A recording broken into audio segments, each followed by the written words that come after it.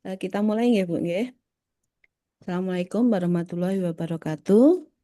Waalaikumsalam warahmatullahi Terima kasih saya ucapkan kepada Ibu Sri Wulan dari Kanwil DIY yang sudah bersedia hadir untuk memberikan materi terkait dengan mengenali inovasi bernilai HKI, hak cipta dan paten, serta bagaimana langkah identifikasi hingga drafting dan perlindungan HKI. Ini adalah acara ngobrol terkait riset, Bu. Jadi terkait dengan hal-hal yang berkaitan dengan penelitian maupun pengabdian di Unjaya yang memang rutin kami adakan setiap bulan 2 kali ya. Dan ini adalah kebetulan di bulan Oktober nggih, Bu, nggih, untuk di bulan Oktober, akhir Oktober. Dan untuk hari ini kita memang sengaja memanggil karena ada beberapa temuan, Bu, bahwa dosen-dosen kami itu terkadang masih ragu atau kesulitan bagaimana sih cara mengajukan paten atau bingung sebetulnya luaran paten saya ini lebih tepat ke HKI atau ke paten seperti itu. Sehingga kami meminta nanti bantuan dari Bu Wulan untuk memberikan kami penyegaran seperti itu, Bu, atau ilmu baru terkait dengan paten dan HKI. Baik, sebelum kita ke materi, saya akan sedikit membacakan terkait dengan susunan acara kita hari ini. Yang pertama nanti ada pembukaan, kemudian ada sambutan dari Ketua LPPM kami, kemudian kita akan mengambil dokumentasi sebentar, setelah itu baru ke materi inti, tanya jawab, dan penutupan seperti itu. Baik, untuk acara pertama, mari kita buka acara kita hari ini dengan berdoa menurut agama dan kepercayaan masing-masing. Baik, berdoa dimulai. Doa selesai, terima kasih. Untuk yang selanjutnya, pembukaan. Untuk pembukaan kita, maaf, untuk yang selanjutnya, sambutan yang akan diberikan oleh Ketua LPPM Unjaya, Ibu Dr. Bidantri Sunarsih. Monggo Putri, waktu dan tempat kami persilahkan. wabarakatuh. Terima kasih Bu Dwi. Bismillahirrahmanirrahim. Assalamualaikum warahmatullahi wabarakatuh. Ya.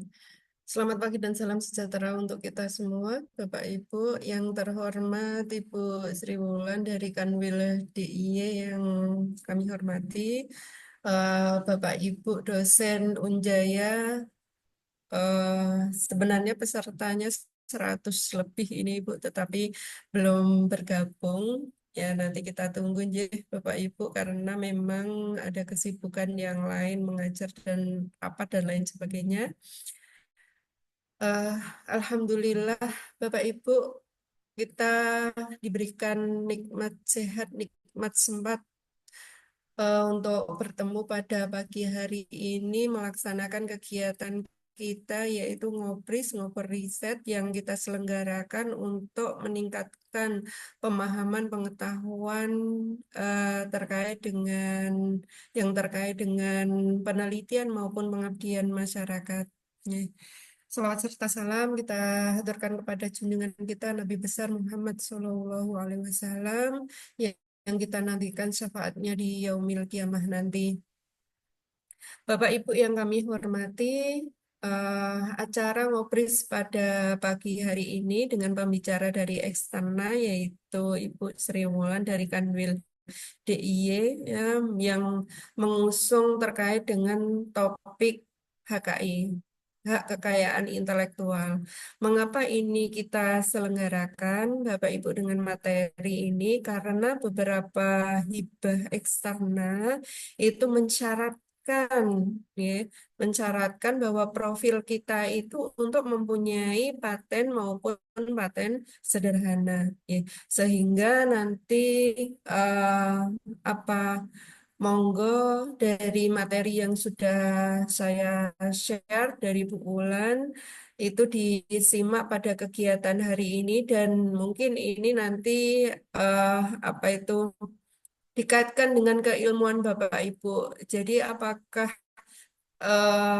ini ya humaniora itu apa sih ya, yang bisa dipatenkan seperti itu. Kemudian kesehatan khususnya di bidang keilmuan masing-masing apa sih yang bisa dipatenkan. Kemudian juga dari manajemen dari FTTI juga ya, sebenarnya apa sih yang bisa dipatenkan.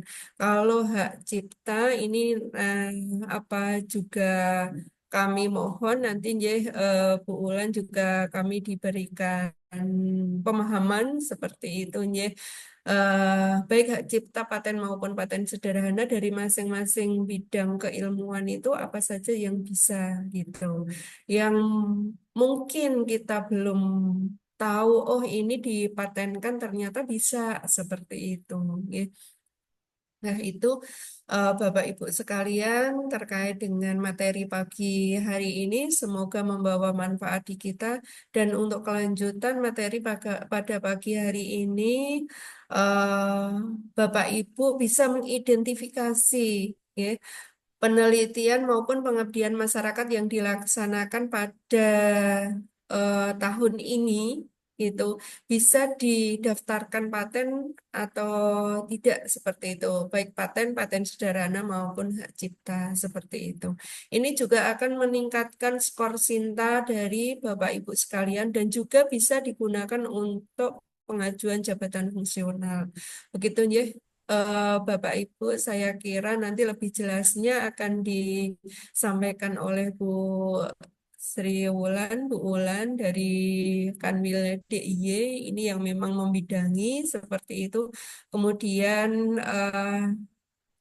semoga saja nanti kita mendapatkan pendampingan gitu ya Bu Wulan dari Kanwil DIY itu untuk terkait dengan paten maupun paten sederhana utamanya begitu. Ya.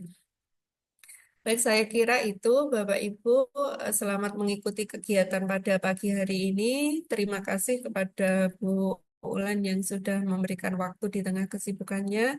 Semoga acara pada pagi hari ini memberikan manfaat dan diberikan kelancaran sampai akhir nanti dan kita ada peningkatan terkait dengan pemahaman HKI-nya. Saya kira itu dari saya, Bapak Ibu. Mohon maaf kalau ada kekurangan, salah kata. Wassalamualaikum warahmatullahi wabarakatuh. Waalaikumsalam warahmatullahi wabarakatuh.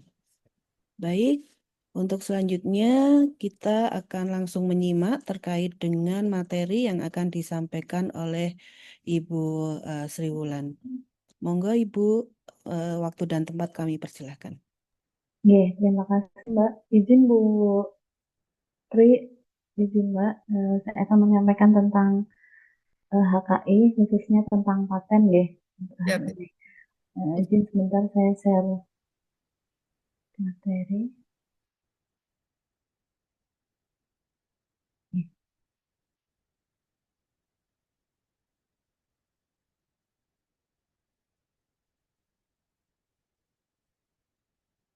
mohon maaf, mohon maaf.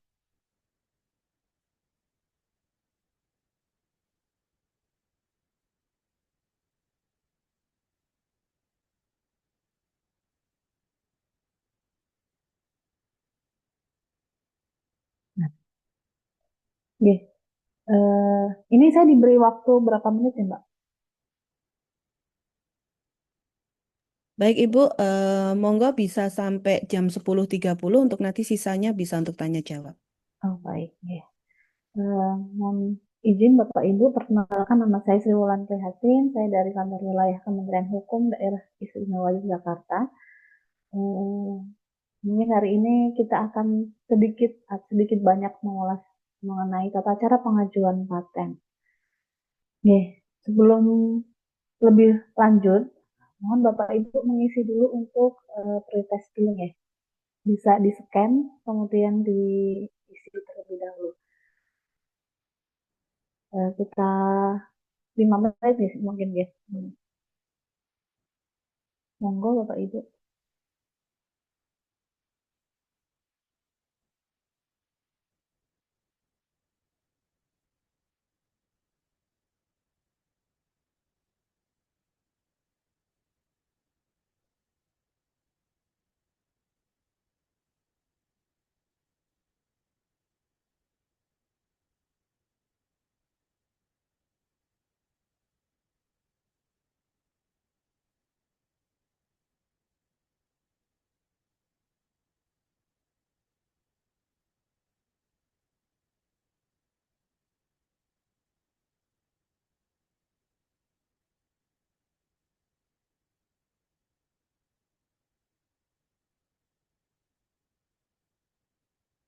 Nggih, saya lanjutkan nggih, mungkin sambil diisi.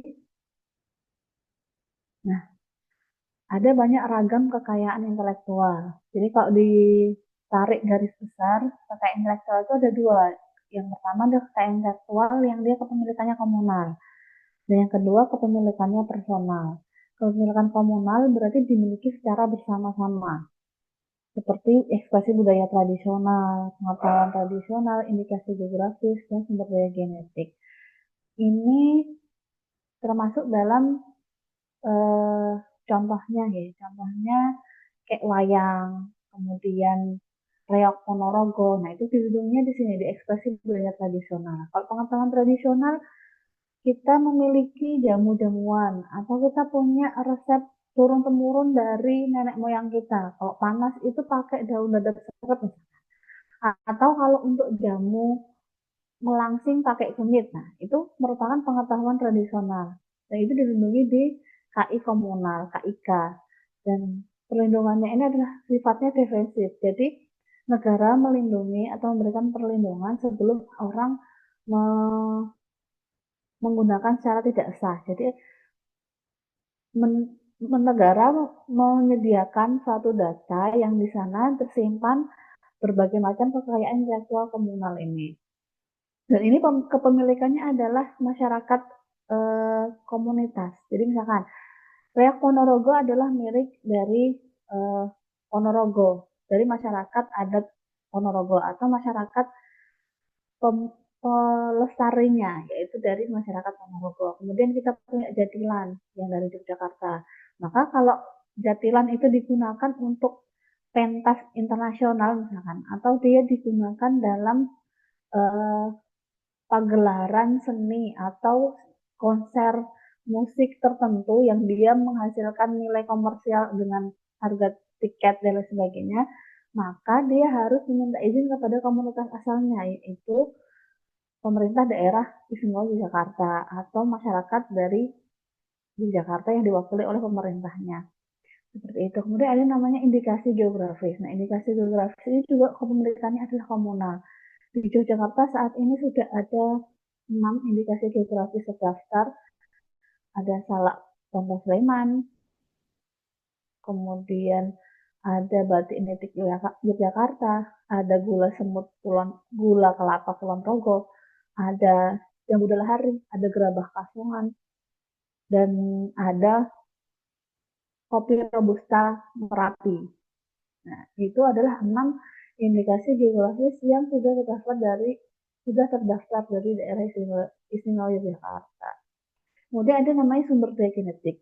Dan ini sumber daya genetik jadi perlindungan KI komunal ini ditujukan agar pemanfaatannya nanti tetap memberikan benefit sharing kepada masyarakat asalnya atau komunitas asalnya. Jadi misalkan kunyit itu punyanya Indonesia. Jadi kalau perusahaan Jepang misalkan atau dari Amerika Serikat membuat kosmetik yang dia berbahan dasar kunyit, maka dia harus memberikan benefit sharing kepada Indonesia selaku pemilik sumber daya genetik. Kemudian ada namanya KI personal, yang kepemilikannya personal. Yang pertama adalah hak cipta. Hak cipta melindungi tentang ekspresi atau karya seni dalam bentuk, bisa dalam bentuk tulisan, bisa dalam bentuk lukisan atau dalam bentuk lagu dan sebagainya. Kemudian ada namanya hak milik industri. Nah, hak cipta ini perlindungannya adalah otomatis atau sifatnya deklaratif. Jadi ketika seorang sudah mendeklarasikan ciptaannya, maka negara sudah melindungi tanpa harus mendaftarkan. Tapi untuk memperkuat bukti kepemilikan, disarankan untuk mencatatkannya di DJKI seperti itu. Kemudian ada hak milik industri. Hak milik industri ini terjadi atau diberikan ketika pemohon mengajukan permohonan. Jadi tidak berdasarkan deklarasi, tapi berdasarkan permohonan. Jadi kalau yang memiliki tidak mengajukan permohonan, maka negara tidak melindungi. Yang pertama adalah paten. Jadi kalau paten ini melindungi tentang teknologi. Jadi kalau saya menemukan teknologi baru yang belum pernah ada sebelumnya, kemudian saya hanya mendeklarasikannya atau saya menginformasikannya di YouTube misalkan atau di web pribadi saya, maka itu belum termasuk dalam perlindungan karena saya tidak memohon atau mendaftarkan teknologi yang saya temukan. Begitu juga dengan merek. Merek melindungi nama. Jadi kalau saya punya usaha atau bisnis, kemudian saya ada nama gitu, ada nama produk, kemudian atau nama tempat usaha saya. Nah, itu kalau biar tidak dipakai orang orang lain, maka saya ajukan permohonannya. Kemudian ada desain industri. Seperti itu juga desain industri. Desain industri melindungi desain dari luaran produk. Jadi misalkan saya membuat mobil listrik.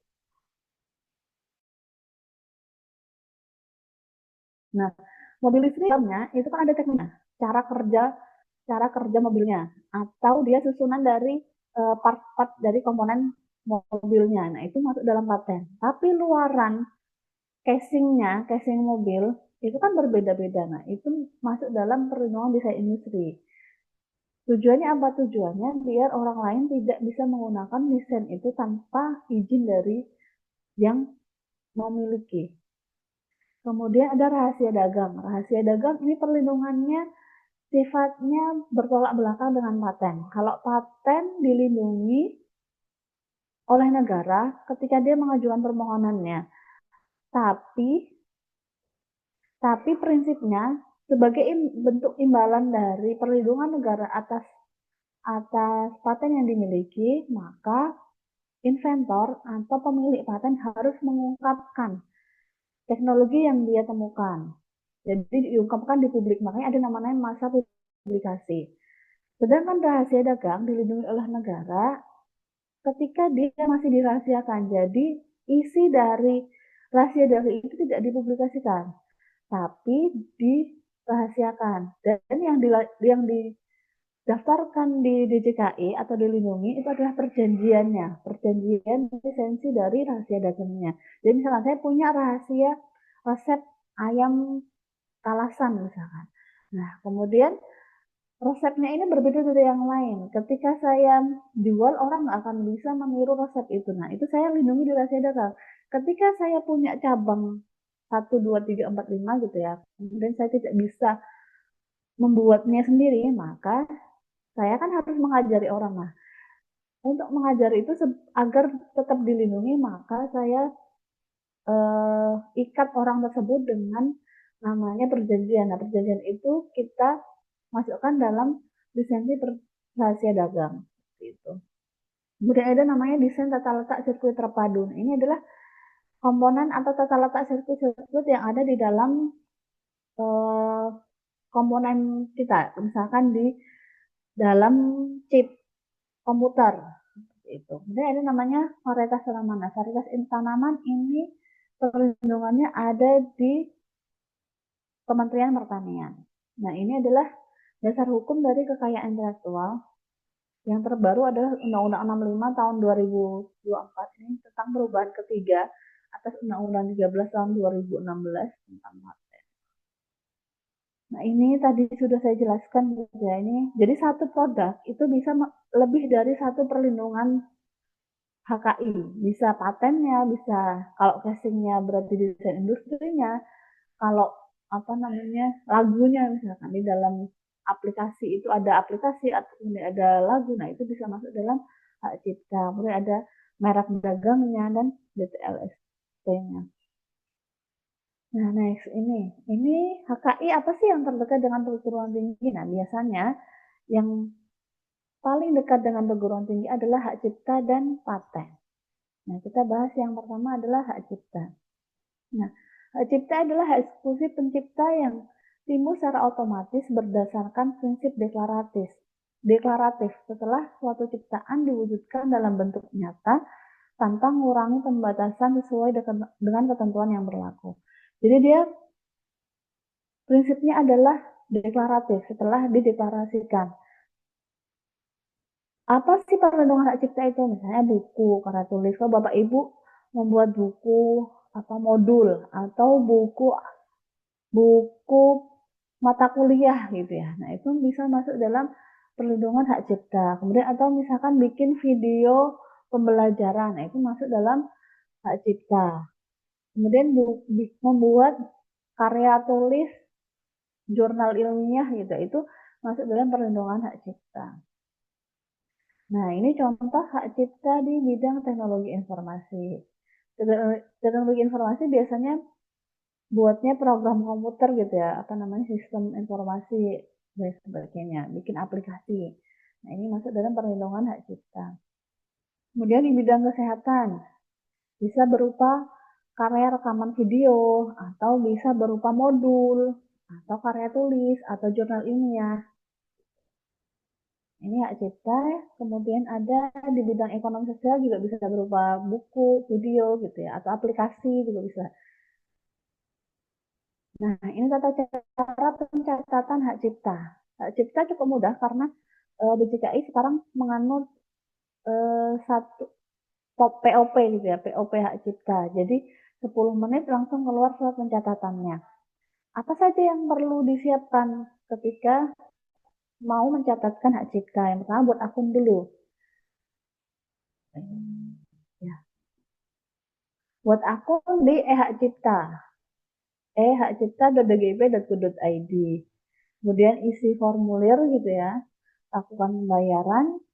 Nah, dan dilampir ini pembayarannya sekarang terakhir ya. Ini berarti 4 dulu, dilampirkan dulu surat rekomendasi, kemudian lampiran karya ciptanya apa, baru dilakukan pembayaran. Cukup mudah. Kemudian ya ini berkas kelengkapan yang diperlukan. Jadi KTP pemohon, KTP pencipta. Jadi kalau pemohonnya ada berbeda dengan penciptanya. Jadi misalnya penciptanya adalah saya, kemudian pemohonnya adalah pihak universitas. Ada pengalihan hak, jadi haknya beralih kepada universitas. Maka penciptanya adalah dosen dan pemohonnya adalah LPPM misalkan atau universitas. Kemudian ada contoh ciptaannya. Kalau buku berarti file bukunya, kalau video ya file videonya gitu ya. Itu di-upload di dalam lampiran. Kemudian pengalihan hak kalau dia dialihkan dari pencipta kepada pemohon atau kepada pemegang hak ciptanya. Kemudian surat pernyataan, ini surat pernyataan karena ini sifatnya adalah POP atau otomatis gitu ya. Maka ada namanya surat pernyataan. Surat pernyataan ini untuk apa? Yang menyatakan bahwa produk atau karya tersebut adalah asli atau originalitasnya adalah punyanya dari si pencipta. Jadi pencipta menyatakan bahwa karya tersebut adalah karya asli miliknya, tidak meniru karya orang lain. Itu. Kemudian akta pendirian badan hukum kalau dia yang memohonkan adalah badan hukum. Kemudian surat keterangan UMK atau UMK gitu ya. Tapi ini kalau dulu itu kan tarif pencatatan hak cipta untuk perguruan tinggi atau UMK dengan umum itu kan berbeda, 200 dan kalau umum 400. Kalau sekarang kan sudah di flat 200.000 karena dia kan sifatnya hanya pencatatan gitu ya, POP. Jadi tidak ada verifikasi, maka semua tarif diratakan menjadi 200.000. Nah, ini mencatatkannya di mana? Bisa mandiri secara online atau bisa kepada kami di kantor wilayah atau konsultan atau melalui lembaga pendidikan. Jadi bisa LPPM bisa membuat akun sendiri gitu ya untuk mengkoordinir semua hak cipta yang ada di universitas. Jadi kalau misalkan ada akreditasi itu lebih mudah untuk mengumpulkan bukti dukung atau surat-surat pencatatan dari hak ciptanya. Nah, ini tarifnya sekarang sudah 200.000 semua gitu ya. Jadi nggak ada perbedaan antara UMKM, antara lembaga pendidikan dengan yang umum. Kemudian berapa sih perlindungan hak cipta? Nah, perlindungan hak cipta cukup panjang. Dia 70 tahun, seumur hidup plus 70 tahun setelah penciptanya meninggal dunia. Nah, ini. Kita masuk yang kedua. Biasanya kalau universitas, kalau nggak hak cipta, ya paten. bisa desain industri juga bisa.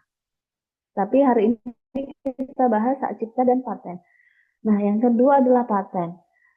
Ada beberapa akhir-akhir ini banyak universitas yang mengejar adanya paten, mengejar adanya keluaran dari penelitiannya adalah paten. Karena ternyata dari apa Kementerian Ristek nih itu menuntut untuk keluaran paten, tidak hanya berupa hak cipta seperti itu.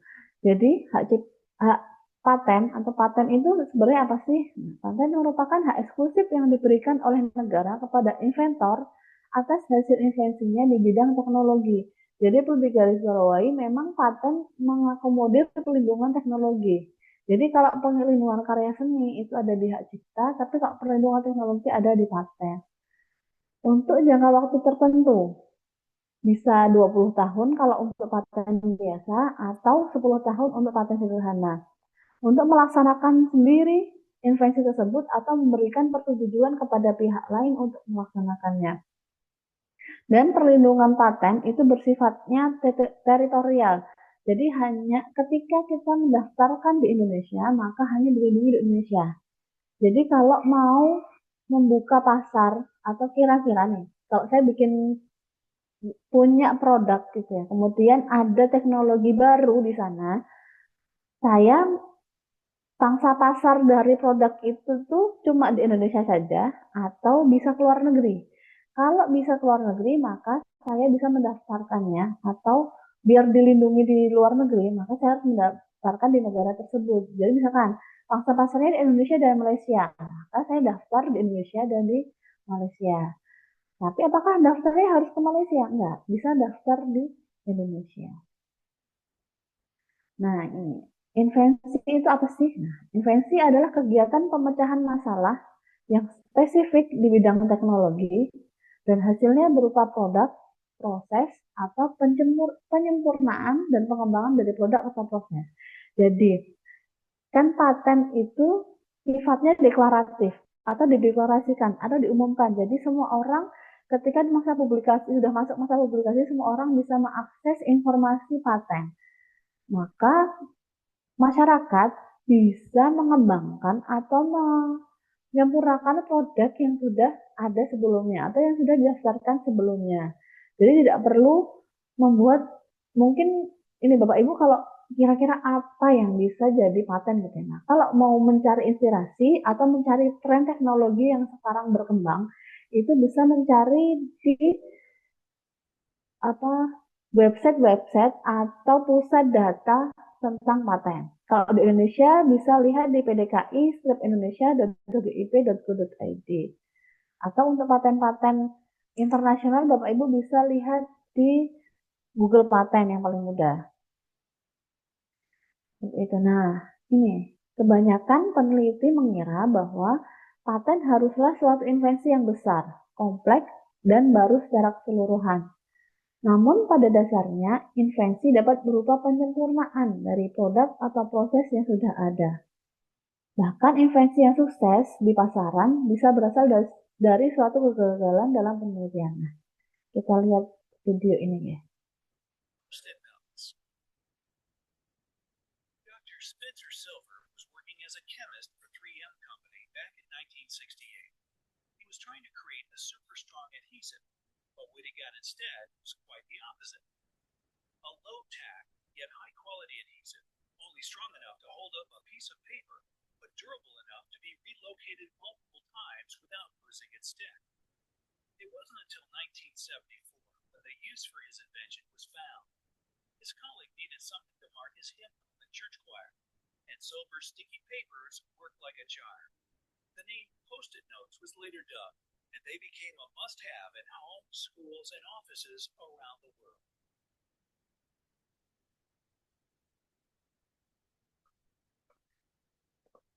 Ya, itu tadi. Jadi bisa jadi paten itu merupakan berasal atau dari invensi yang dikiranya gagal. Kayak yang tadi post-it itu sebenarnya dia ingin menciptakan lem yang memiliki daya rekat yang kuat. Tapi ternyata kok malah nggak kuat sama sekali. Nah, tapi ketika diaplikasikan di dalam kertas gitu ya, itu malah jadi sesuatu yang sangat berguna, sesuatu yang baru yang sebelumnya belum pernah ada pasti.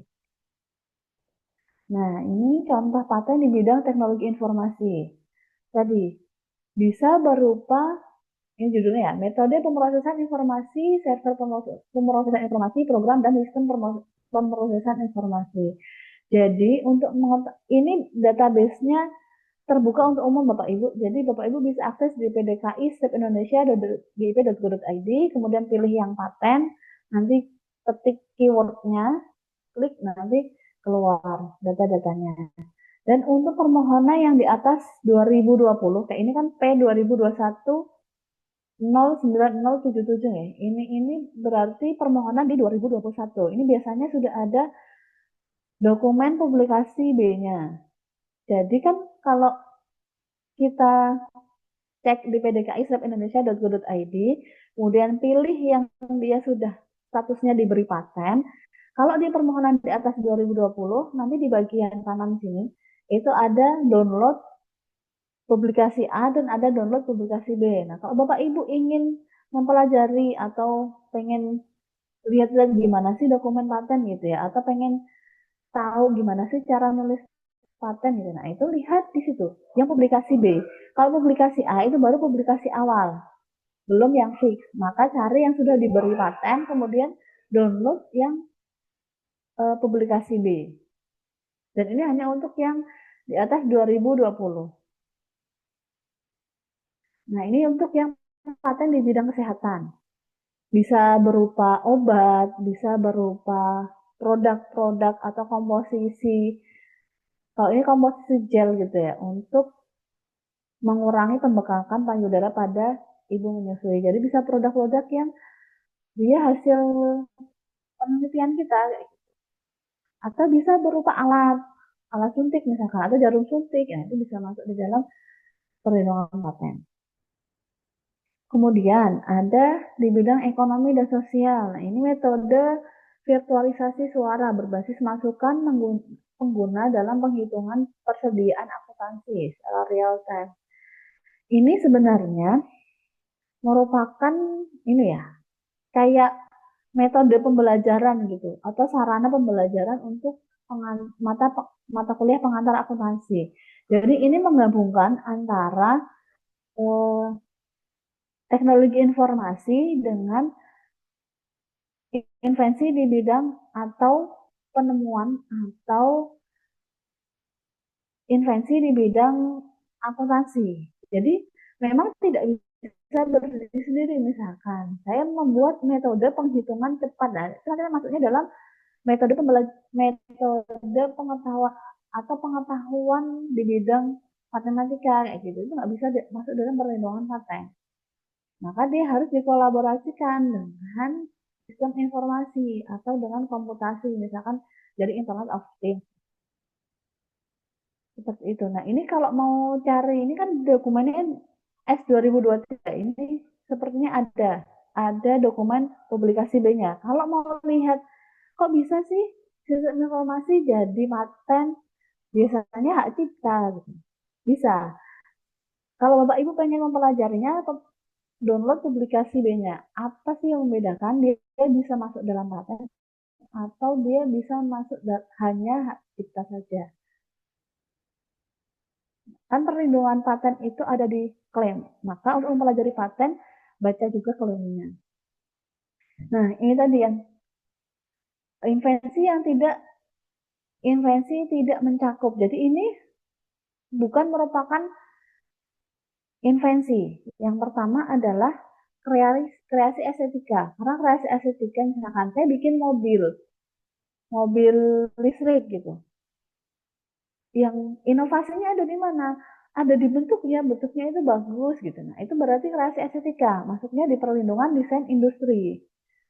Atau misalkan saya bikin mobil listrik gitu ya, tapi dia ada gambarnya gitu, gambarnya bagus gitu. Nah, itu biasa masuk dalam perlindungan desain industri. Kemudian ada skema juga skema pencatatan atau skema pendaftaran pasien misalkan. Nah, itu juga tidak termasuk. Misalnya prosedur pelayanan pasien. Nah, itu tidak termasuk dalam sebuah invensi. Kemudian yang ketiga, metode untuk melakukan kegiatan yang melibatkan kegiatan mental, permainan, dan bisnis. Jadi misalkan metode untuk terapi bicara, bukan termasuk dalam sebuah invensi yang bisa dilindungi dalam paten. Jadi kalau mau kita punya metode kemudian mau dilindungi HKI-nya gitu ya, maka kita tulis buku. Nanti jadi perlindungannya di hak cipta.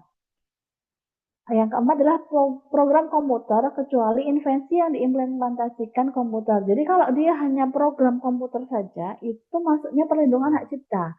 Tapi kalau dia diimplementasikan dalam komputer itu bisa masuk dalam paten. Misalnya tadi apa contoh yang di depan tadi ya. Misalkan ini metode pemrosesan informasi itu bisa masuk di dalam paten. Kemudian ada presentasi mengenai suatu informasi. Ini juga bukan merupakan sebuah invensi. Kan tadi syarat perlindungan paten adalah dia merupakan invensi di bidang teknologi. Kemudian yang keenam adalah teori dan metode di bidang ilmu pengetahuan dan matematika. Jadi misalkan saya menemukan cara hitung cepat untuk perkalian. Nah itu tidak termasuk dalam sebuah invensi, nggak bisa dilindungi di dalam paten. Nah ini.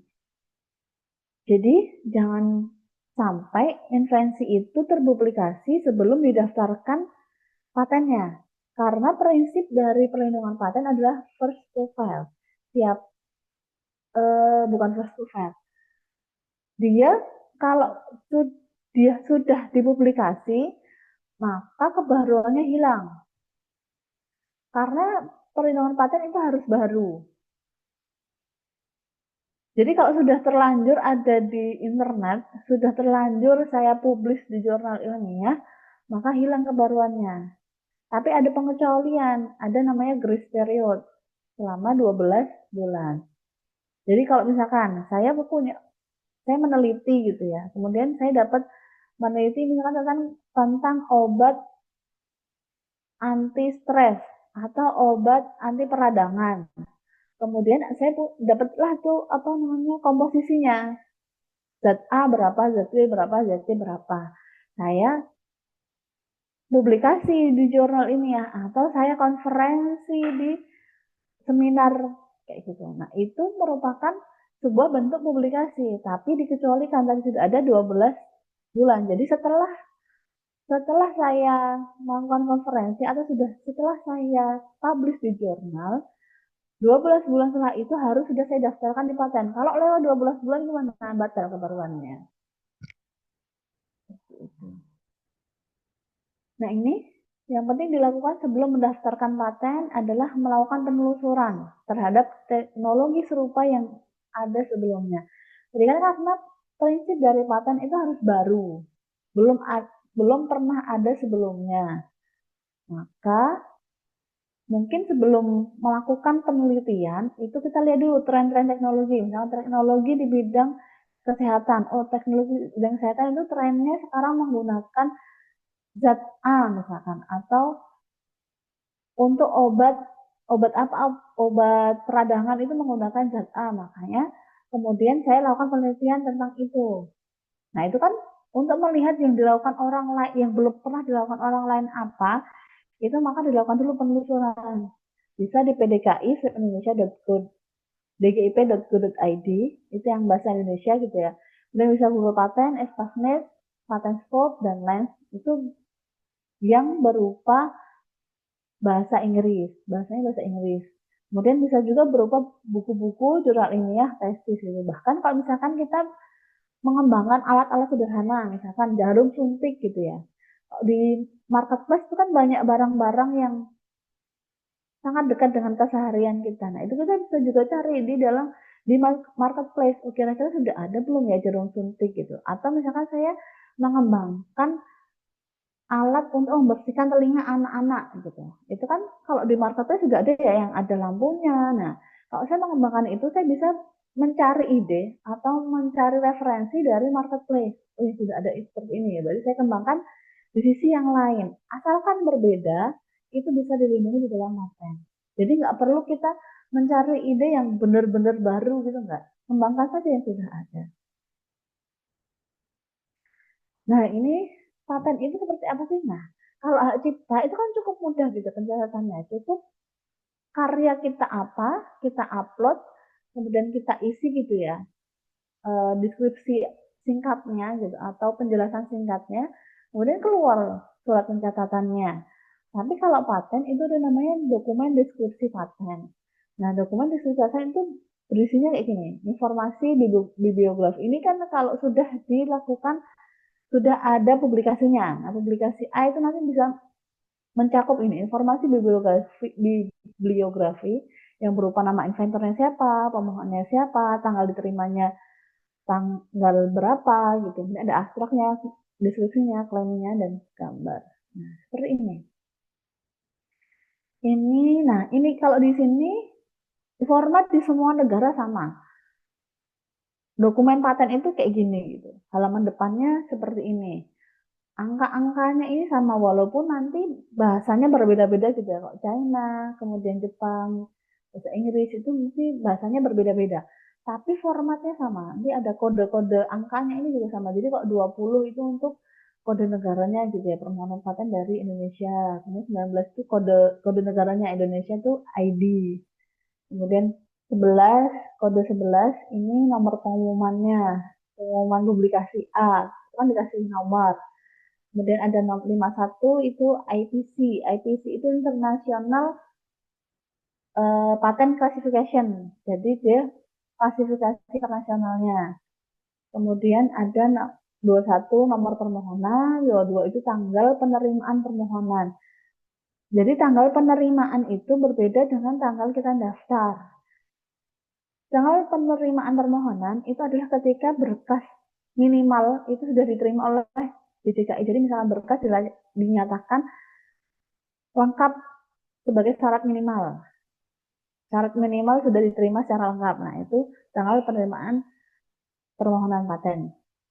Kemudian ada data prioritas. Ini kalau dia sudah ada pendaftaran di negara yang lain. Kemudian ada prioritasnya. Jadi dia paten yang pertama kali dia daftarkan itu di Eropa. Kalau ini negaranya Eropa. Dia daftar pertama kalinya di Eropa. Kemudian pakai prioritas. Pakai, ya nanti daftar pertama kali di Eropa, kemudian baru dia daftar di Eropanya adalah 13 Februari 2017.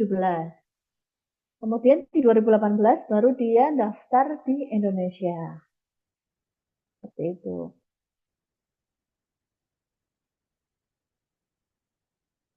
Kemudian ada tanggal pengumuman paten, diumumkannya di Indonesia di tanggal 13 September 2019. Nah, ini kalau pakai prioritas itu tanggal priority ini adalah tanggal dimulainya perlindungan. Jadi perlindungannya bukan di 5 Februari, tapi di 13 Februari 2017. Karena dia pakai prioritas. Kemudian ini nama alamat yang mengajukan, ini nama inventornya, ada nama dan alamat konsultan patennya. Jadi kalau paten dari luar negeri itu harus menggunakan konsultan sebagai koresponden dari yang ada perwakilan yang ada di Indonesia. Kemudian ada judul invensi dan abstrak. Nah, ini dokumennya yang harus Bapak Ibu persiapkan ketika akan mendaftarkan paten. Yang pertama adalah judulnya. Judulnya apa? Oh, ini metode untuk memproduksi ekstrak lengkuas. Jadi dia bikin metodenya ya, metode ekstrak lengkuasnya. Dia mengandung asetoxycalcical asetat. Ini bidang tekniknya adalah metode. Jadi dia yang dilindungi hanya metodenya, bukan komposisi ekstraknya, tapi metode untuk mengekstraknya. Kemudian latar belakangnya, itu kemudian uraian singkat invensi, kemudian uraian lengkap invensi, klaim, dan abstrak. Nah, yang dilindungi di dalam paten adalah klaimnya.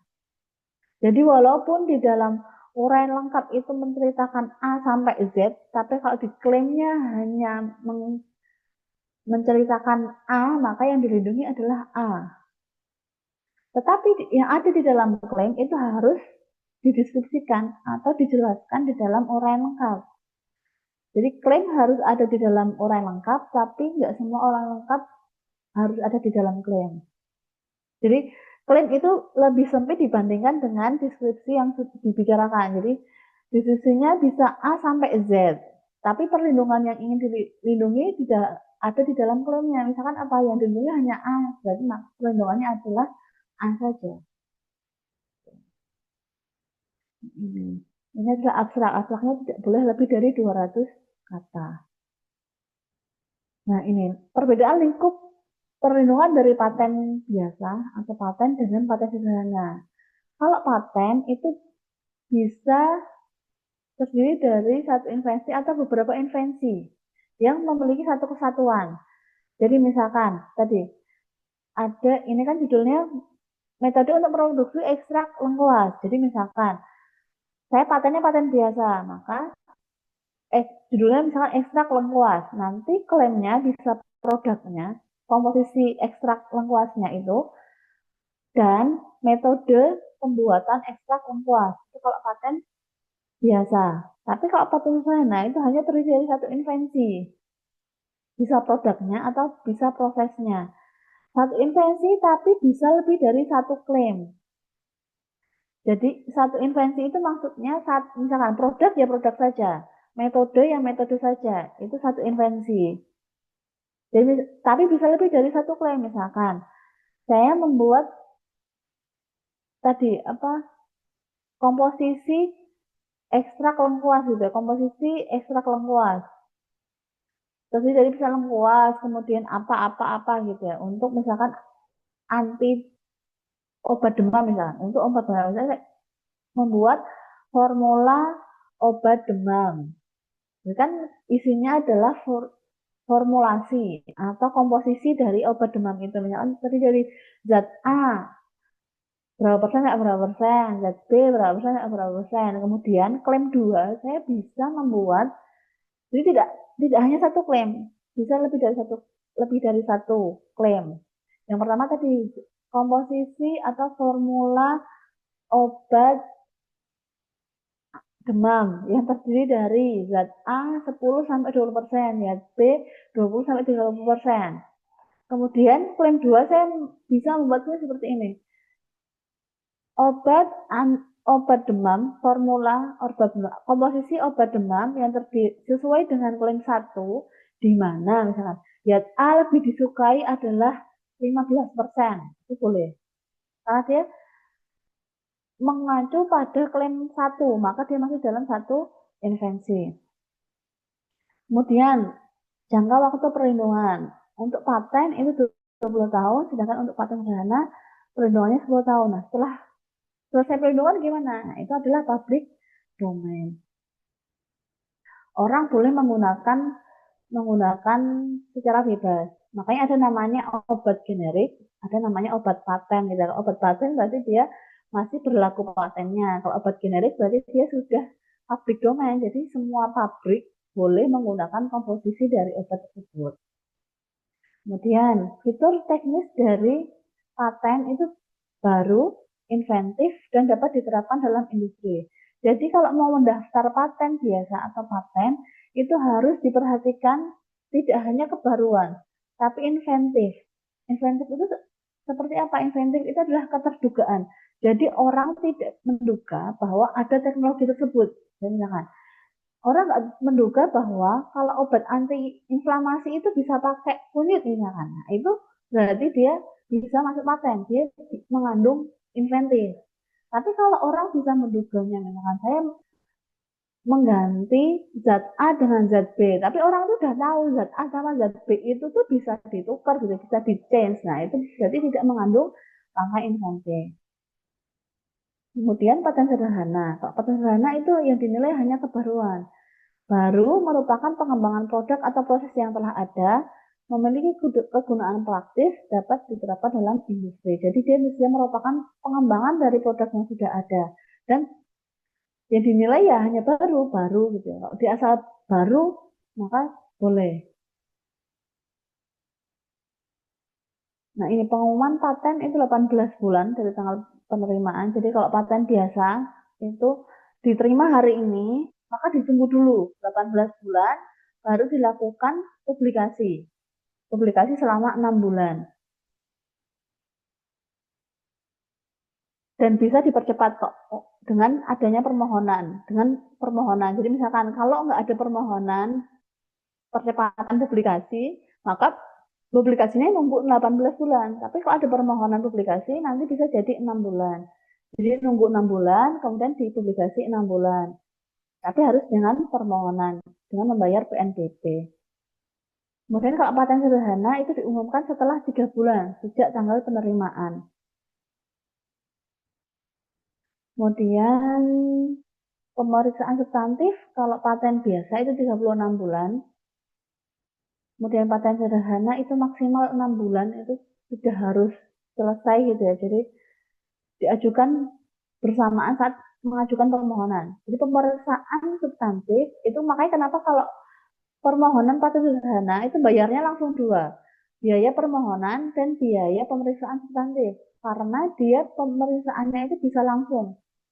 Jadi setelah selesai publikasi langsung bisa diperiksa. Tapi kalau untuk paten biasa, dia diajukan paling lama 36 bulan dari tanggal penerimaan. Ini pengajuannya. Jadi misal kalau mau daftar paten itu bisa daftar biaya permohonan dulu. Nanti biaya pemeriksaannya bisa diajukannya 36 bulan setelahnya. Setelah masa publikasi selesai gitu. Itu boleh. Kemudian keputusan permohonan kalau paten biasa itu 30 bulan setelah selesai pengumuman. Nah, kalau paten sederhana itu 6 bulan setelah tanggal penerimaan. Jadi cukup. Makanya kalau daftar paten kok lama ya, karena memang nunggu untuk publikasi aja 18 bulan gitu. Itu baru nunggu, masa tunggunya 18 bulan, dipublikasi 6 bulan, sudah 24 bulan, 2 tahun baru selesai publikasi. Setelah itu baru diperiksa. Nah, ini perbandingan contoh paten dan paten sederhana.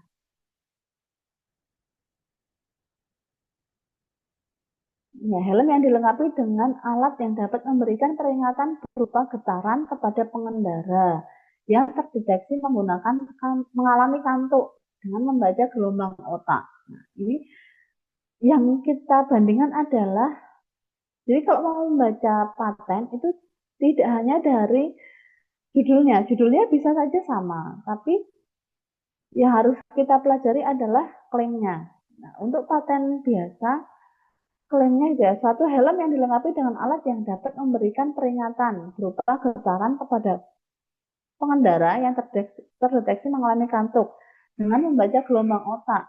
Nah, ini ada di mana helm tersebut tersusun dari ya, itu ada fitur-fiturnya A, B, C, D gitu. Nah, kemudian ini invensi pertama atau klaim mandiri pertama.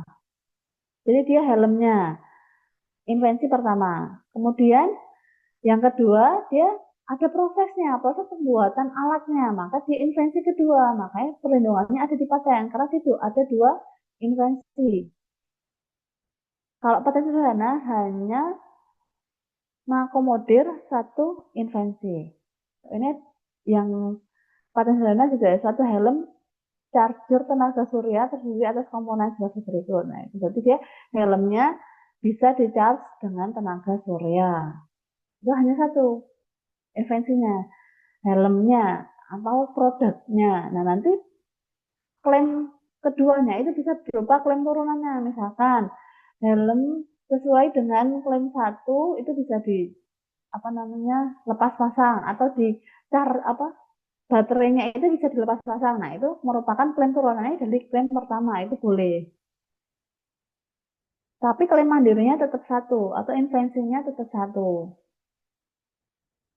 Nah, ini timeline paten tadi sudah kita bahas sedikit. Sudah kita bahas di depan. Kalau ini paten sederhana juga sudah kita bahas gitu ya. Jadi total total waktunya itu 6 bulan kalau di Undang-Undang 65 tahun 2024. Jadi kalau misalkan paten sederhana, kemudian dia itu sudah baru gitu ya, penulisannya sudah bagus, ya bisa jadi 6 bulan langsung keluar green nya gitu ya, keluar surat diberi patennya. Tapi kalau penulisannya masih belum jelas, kemudian pemeriksa masih menilai belum ada kebaruan, nah itu masih perlu adanya surat menyurat atau ada komunikasi dengan inventor atau pemohonnya. Nah ini pendaftaran paten itu adalah sistemnya first to file, jadi siapa yang mendaftarkan pertama yang akan diberi gitu. Jadi kalau misalkan saya punya tadi komposisi obat demam gitu ya, kemudian saya nggak daftar paten nih, saya bikin, kemudian saya ceritakan kepada teman saya gitu. Belum saya jual sih, baru saya bikin, kemudian saya ceritakan kepada teman saya langsung daftar, maka yang dilindungi adalah teman saya gitu. Bukan saya yang membuat pertama kali. Nah, ini persyaratan untuk mendaftarkan paten. Jadi ada tadi kan syarat minimal untuk mendapatkan surat tanggal penerimaan itu tanggal dimulainya perlindungan. Jadi tidak hari ini saya daftar, kemudian belum tentu juga hari ini adalah tanggal penerimaannya. Boleh jadi bukan hari ini tanggal penerimaannya, karena mungkin deskripsinya belum lengkap, atau penulisan klaimnya masih salah, atau harusnya ada gambar tapi belum ada gambar.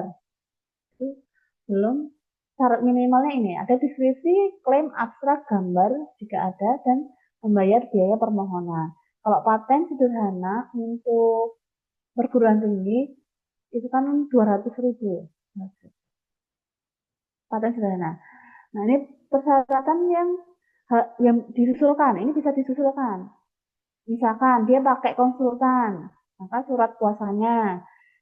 Kalau dia surat pernyataan kepemilikan, atau dia pengalihan invensinya dari inventor kepada perguruan tinggi belum dicantumkan, belum dilampirkan dalam lampiran, maka bisa disusulkan. Yang penting adalah diskusi, klaim, abstrak, gambar, dan membiayai permohonan itu sudah dilakukan, maka sudah muncul atau sudah bisa memperoleh tanggal penerimaan. Nah ini biaya pendaftaran paten. Jadi kalau mengajukan paten, yang harus kita ingat adalah biayanya tidak hanya satu kali ketika mendaftar, tapi ada namanya biaya permohonan, kemudian ada biaya pemeriksaan substantif, dan ada biaya tahunan. Jadi nanti bisa dilihat di PP 45 gitu tahun 2024 tentang jenis dan tarif atas jenis PNBP. Jadi ada biaya pengajuan, kemudian kalau deskripsinya itu tebel gitu ya, lebih dari 30 halaman, nanti per halamannya itu juga ada tambahan biayanya. Kemudian ada kalau klaimnya lebih dari 10, jadi misalnya saya daftar paten sederhana sih. Kan kalau paten sederhana satu invensi, satu klaim mandiri, tapi ternyata klaim turunannya banyak, lebih dari 10 gitu, maka dikenakan tambahan biaya per klaim. Kemudian ada biaya permohonan pemeriksaan substantif. Dan ada biaya pemeliharaan atau biaya tahunan. Jadi ketika nanti sertifikat sudah kita terima, itu akan ada lampiran untuk tagihan biaya pemeliharaan atau biaya tahunan. Dan biaya tahunan ini dibebankan dari ketika mendaftar, dari tahun pertama mendaftar, bukan dari tahun ketika surat diberi paten, tapi dari tahun pertama kali mendaftarkan. Jadi misalkan saya daftar paten tahun ini, tapi sertifikatnya keluarnya tahun 2026, maka biaya tahunan itu ditagihkan sejak tahun 2025. Seperti itu. Kemudian ada biaya-biaya lain, misalkan ada perubahan data, kemudian ada misalkan saya yang nulisnya salah ketik gitu ya, harusnya LPPM, tapi saya tulis sentra HKI, nah itu kan salah. Nah itu ada perubahan data. Kemudian ada percepatan misalkan, atau misalkan saya salah ngetik nulis nama, misalkan Sri Wulan jadi Sri Wulan tambah I, Sri Wulani gitu. Nah itu kan kesalahan saya dalam ngetik. Nah itu nanti ada namanya perubahan data. Kemudian tadi percepatan pengumuman jika paten biasa gitu ya, harusnya diumumkan setelah 18 bulan, tapi kok pakai percepatan nanti diumumkan setelah 6 bulan. Nah, ini ada perpanjangan waktu pemenuhan persyaratan. Jadi kan ada namanya, nanti kalau mendapat surat untuk memenuhi misalkan kekurangan formalitas atau untuk memenuhi kekurangan substantif, menjawab, kan kalau ada surat dari DKI gitu ya, untuk pemberitahuan pemeriksaan substantif misalkan, itu kan ada waktunya 2 bulan. Kalau dia lebih dari itu kan butuh waktu perpanjangan. Nah, untuk mendapatkan perpanjangan itu nanti ada PNBP-nya. Seperti itu. Nah, ini juga perubahan jenis permohonan. Misalkan tadinya saya daftarnya paten sederhana. Ternyata setelah dilihat dia itu lebih dari satu invensi. Maka harusnya paten biasa. Maka bisa dilakukan perubahan jenis permohonan dari paten biasa, paten sederhana kepada paten sederhana. Itu sebaliknya. Nah, ini tarif NBP-nya nanti Bapak Ibu bisa lihat di DGIP, dgip.go.id. Kemudian ini ilustrasi biaya permohonan paten. Misalkan, permohonan paten itu paten sederhana, terdiri dari 30 lembar. Berarti kan nggak ada kelebihan halaman ya, tidak ada kelebihan halaman. Makanya tambahan biaya diskusinya 0. Kemudian biaya pengajuannya 200.000, pemeriksaan substantifnya 500.000. Ini untuk universitas. Kayak gitu. Nah, ini contoh paten biasa, dia 70 lembar, berarti ada tambahan per lembarnya. Kemudian klaimnya juga 15, karena maksimal klaim itu 10, maka ada tambahan biaya klaim setiap klaimnya dari pemeriksaan substantif dan biaya permohonan. Nah, setelah mendaftar, pemohon akan memperoleh nomor permohonan dan tanggal pengajuan permohonan. Ini kalau sudah lengkap tadi ya, deskripsi, klaim, abstrak, gambar, kemudian sudah membayar, nah itu sudah dapat nomor permohonan. Nah, ini kalau ada namanya pemeriksaan administrasi, jadi setelah administrasi dia terpenuhi atau tidak. Kalau terpenuhi nanti dia dapat surat pemberitahuan persyaratan formalitas terpenuhi. Jadi 012. Jadi kalau Bapak Ibu nanti dari LPPM mendapatkan surat pemberitahuan persyaratan formalitas terpenuhi, berarti itu hanya pemberitahuan saja bahwa persyaratannya sudah lengkap. 012. Kalau kurang nanti ada 015. Berarti harus segera dilengkapi. Nah, kalau nggak dilengkapi gimana? Nanti bisa dianggap ditarik kembali. Nah, ini kalau nggak dilengkapi gimana? Dianggap ditarik kembali. Berarti maksudnya gimana dianggap ditarik kembali? Itu maksudnya DJKI mengira atau menganggap bahwa pemohon tidak lagi berminat terhadap pendaftaran patennya. Jadi, udah nggak dilanjutkan lagi. Terus nanti kalau sudah mendapatkan surat dianggap ditarik kembali, kalau masih menginginkan tanya apakah bisa dengan dilakukan pengajuan pemeriksaan kembali, tapi dengan mendaftarkan 50% dari, kalau di formalitas, kalau dianggap ditarik kembalinya di formalitas, kekurangan formalitas, maka 50% dari membayar.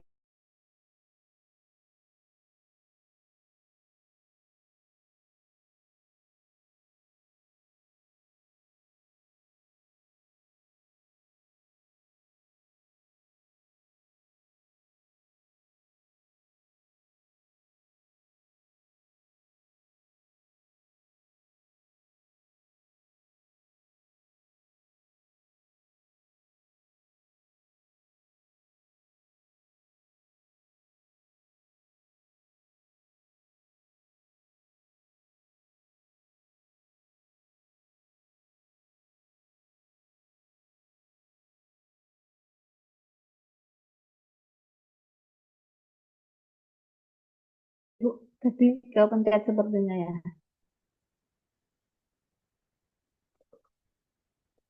Saya share dulu.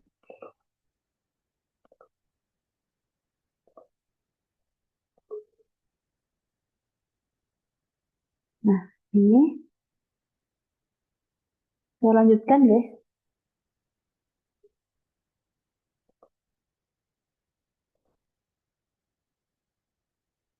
Tanggal penerimaan permohonan.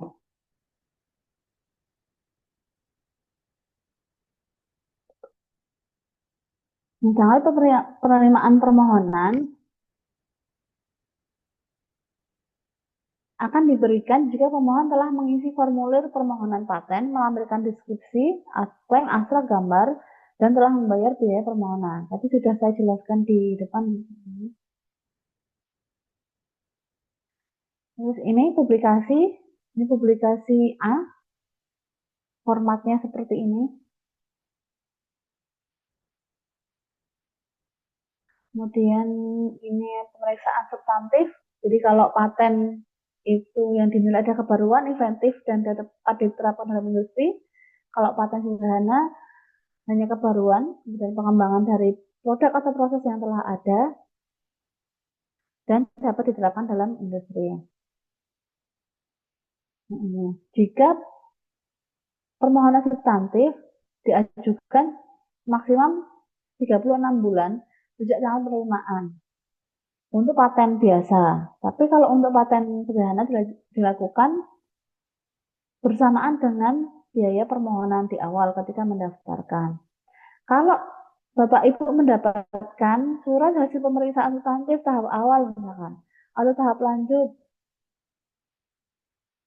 kemudian Bapak Ibu tidak menanggapi, maka nanti setelah batas waktu yang telah ditentukan akan dianggap ditarik kembali. Sama seperti tadi di formalitas. Kalau nggak ditanggapi, surat itu tidak ditanggapi, maka akan dianggap ditarik kembali. Dan untuk kalau sudah mendapatkan surat dianggap ditarik kembali, jika masih menginginkan untuk dilanjutkan pemeriksaannya, bisa dilakukan permohonan pemeriksaan lanjutan. Kalau untuk di tahap pemeriksaan substantif, biayanya adalah 50% dari biaya pemeriksaan substantif. Jadi kalau misalkan paten sederhana, dianggap ditarik kembali dari universitas gitu ya. Nanti kalau mau dilanjutkan pemeriksaannya, maka membayar 50% dari 500.000. Nah, ini surat hasil pemeriksaan substantif itu bisa berupa tahap awal, tahap lanjut, dan keputusan diberi atau ditolak. Ini keputusan finalnya tidak bisa diberi atau ditolak. Kemudian ini alurnya gitu ya. Seperti ini. Nah, hasil pemeriksaan itu bisa diberi atau ditolak. Kalau diberi maka diberikan perlindungan. Kalau ditolak, ketika pemohon merasa keberatan dengan hasil pemeriksaan dari DJKI yang ditolak, maka dia dapat mengajukan upaya banding. Upaya banding dilakukan dengan mengajukan banding dengan membayar PNBP. Tapi kalau mau ketika sudah ada surat ditolak gitu ya, kalau mau mengajukan banding harus dilihat dulu klaim terakhirnya apakah sudah. Jadi kalau mau banding gitu ya, itu kira-kira nanti di komisi banding ini bakal ditolak lagi atau diterima. Itu harus dianalisa dulu. Jangan-jangan ketika dilakukan banding sudah bayar lumayan gitu ya, lebih mahal dari pemeriksaan, malah ditolak lagi gitu. Nanti dianalisa dulu. Ketika ada surat penolakan harus dianalisa apakah klaim yang kita ajukan itu sudah kuat atau tidak. Karena di komisi banding yang akan diperiksa adalah klaim terakhir yang diajukan oleh pemohon. Jadi nggak ada opsi untuk memperbaiki klaim. Nah ini sertifikat dan biaya pemeliharaannya. Sertifikat diterbitkan paling lama 2 bulan sejak tanggal surat pemberitahuan diberi paten. Kan sertifikat paten itu, kalau sertifikat pencatatan hak cipta itu kan hanya satu ini ya, maksudnya lembarannya ini terus kemudian hanya kayak gini gitu. Tapi kalau paten itu dilengkapi dengan dokumen diskusinya. Jadi sertifikatnya di awal gini, kemudian ada tadi publikasi B-nya, kemudian ada lampiran dokumen patennya. Ini pemeliharaan. Jadi kalau gagal dalam membayar biaya pemeliharaan, maka patennya dinyatakan dihapus, nanti haknya hilang. Tapi biasanya kalau nggak dibayarkan gitu, kalau untuk perguruan tinggi kan khusus untuk perguruan tinggi dan UMKM kan tahun ke 0 sampai ke 5 itu tidak dibebankan biaya tahunan. Biaya tahunan baru dibebankan di tahun ke 6. Jadi kalau misalkan di tahun ke 6 ternyata paten ini kayaknya nggak komersil deh gitu. Perguruan tinggi bisa mengajukan pengajuan untuk dihapus. Tapi nanti haknya hilang, sudah hilang. Kalau dinyatakan dihapus. Nah, ini pemeliharaan paten pertama wajib dilakukan paling lambat 6 bulan sejak tanggal paten diterbitkan. Tapi kan kalau untuk universitas 0 ya, tahun pertama 0.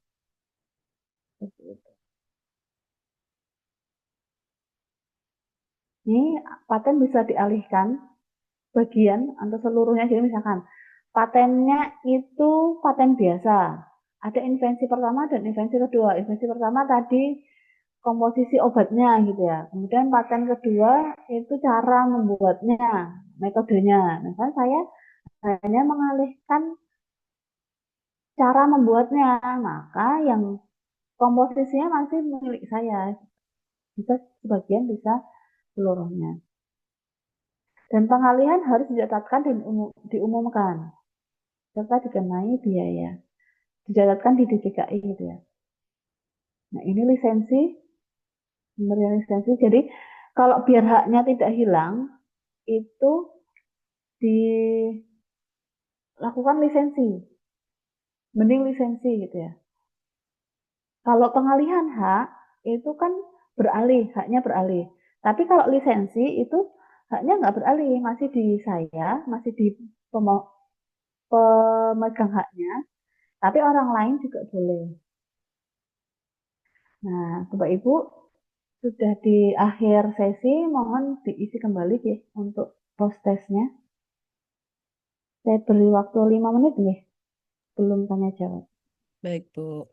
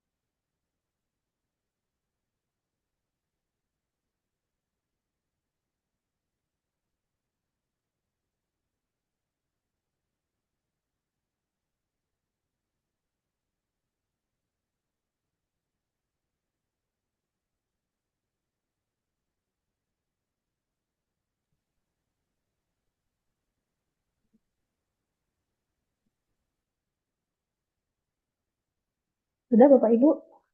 Sudah, Bu. Saya kembalikan kepada MC. Ye. Baik, terima kasih Bu Wulan untuk materinya ya, menarik sekali ya. Dan buat teman-teman yang ada di sini, mungkin ada yang mau mengajukan pertanyaan atau boleh ditulis ataupun boleh langsung. Monggo,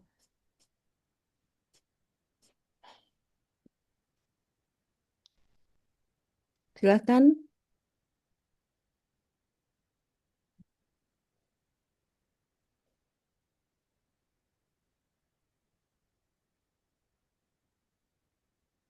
Bu Kori,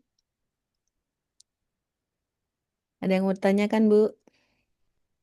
Belum, Bu Dwi. Ya, Belum. cukup jelas. Terima kasih, Bu Ulan. Ya, kami Bu. Baik. Ada yang lain yang sering mengajukan PKM atau penelitian hibah eksternal? Bu Elvika mungkin? Halo Bu Elvika. Sampun Ibu, halo. Nggih, Tidak jelas? sampun. Baik, terima kasih. Terima kasih materinya. Sudah kami Bu. Baik Ibu, ini sebetulnya apa namanya memang jumlah dosen kami itu di atas 100 Bu, cuman karena kebetulan apa namanya ada beberapa kegiatan yang ternyata tidak bisa ditinggalkan sehingga memang eh, apa namanya ada beberapa yang tidak bisa hadir sehingga nanti kami record dan akan kami sampaikan ke dosen-dosen kami yang tentunya sangat membutuhkan materi ini. Baik, apakah ini benar-benar tidak ada yang mau ditanyakan? Bu Novita, mungkin mau ada yang ditanyakan, Bu Nov? Cukup? Ye. Baik, kalau seperti itu, saya ucapkan terima kasih sekali kepada Ibu Wulan atas materinya hari ini dan sebelum ditutup saya ingin menyampaikan terkait dengan sertifikat untuk pembicara. Sebentar Bu, saya ini kan mungkin kami kasihkan secara simbolis nih Bu, nggih.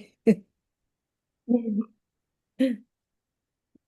Baik, sebentar Ibu. Saya buka dulu laptopnya. Ini kok share screen-nya.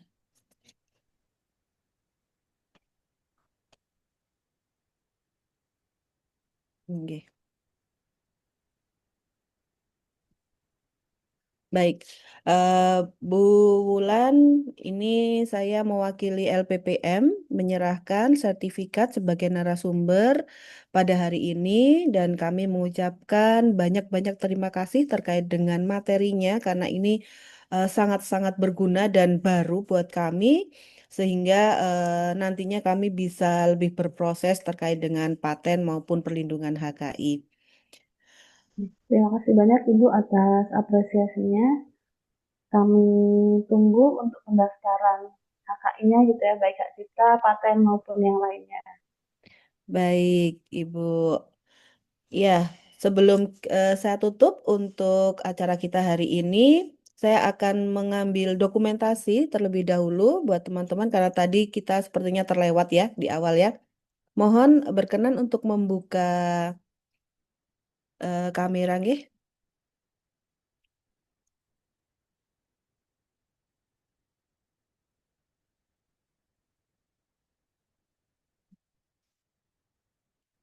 Ya, baik, saya ambil gambarnya ya. Satu, dua, tiga. Sekali lagi, satu, dua, tiga. Ya. Dengan demikian, berakhir sudah acara kita hari ini. Mudah-mudahan berguna dan sekali lagi saya ucapkan terima kasih kepada Ibu Wulan atas materinya. Saya akhiri. Apabila ada kesalahan saya dalam memandu acara ini, baik disengaja maupun tidak, saya minta maaf. Saya akhiri. Wassalamualaikum warahmatullahi wabarakatuh. Waalaikumsalam warahmatullahi wabarakatuh. Terima kasih. Ye, monggo. Izin les nih Ibu. Ya, terima kasih Bu Wulan.